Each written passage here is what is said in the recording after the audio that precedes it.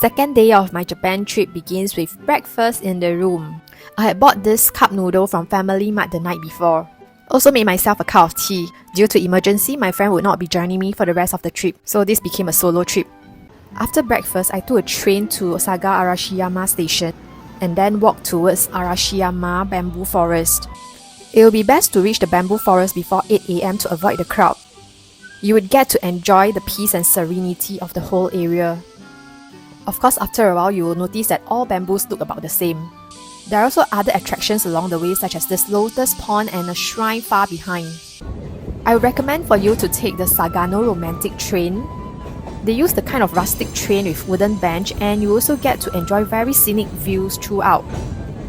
You can buy the return tickets at the train station within Arashiyama Bamboo Forest. So on the way back, you'll still be seeing the same scenic view. After the train ride, as it was getting quite warm, I only walked a bit and then left the bamboo forest. Near the bamboo grove in Kyoto, there is this Rilakuma Cafe. It is located above Rilakuma souvenir shop. The cafe itself looked clean and tidy with a few Rilakuma decorations.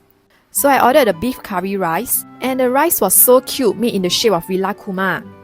Surprisingly, the beef curry tasted nice. So after eating, I also went to the souvenir shop to look around. And of course, all the products were so cute.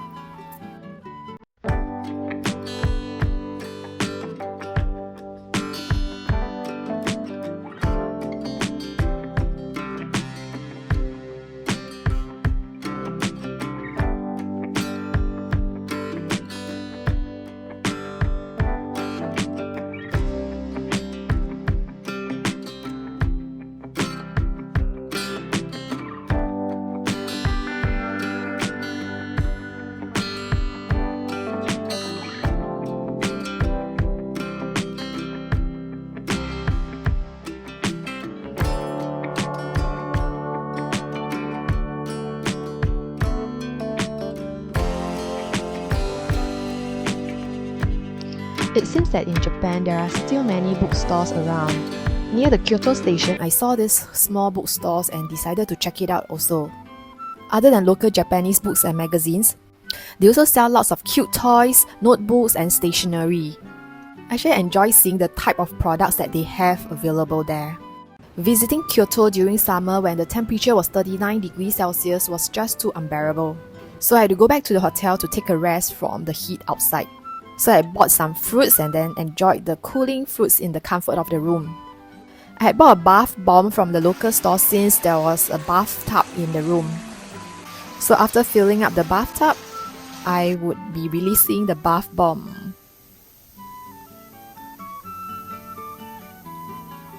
Sometimes I just enjoy watching the bath bomb in action. It just seemed to be quite therapeutic. And of course, soaking in a bathtub is itself very relaxing. Taking bus around Kyoto is very convenient. You can use the same EcoCard card that you use for subway. You just need to tap the EcoCard card upon your exit through the front door of the bus. So I took bus to Gion area to have a look around. The whole area really has got its old charms. I walked into this area which looked like an old house in the past. So the different rooms of the house surrounded this small garden. And the rooms have also been converted into cafes and restaurants. So I decided to have dessert at this very old school looking cafe. I really like its furnishing, which is simple yet classic. So I ordered this red bean dessert with mochi. It was so satisfying to eat the mochi because it was just so soft. I recall seeing on TikTok just how crowded this place at Kyoto could be. However, as I was there during summer, it was less crowded. Everyone had plenty of space to walk and you could still take photos comfortably without too many people in the background. As I was there around dinner time, I wanted to try this ramen shop. So I just simply ordered using this machine. Luckily there was English language. And I walked into the store to wait for my order to arrive. It was a cozy little shop. Service was pretty fast. So they provide 3 types of umami flavors that you can just add on to your broth. So after dinner there was even lesser people around this area. And I had to walk quite a bit to get to the bus stop. To check what bus to take in Kyoto, it will be useful to refer to Google Map. And one thing to note is that there are really very few seats in the bus.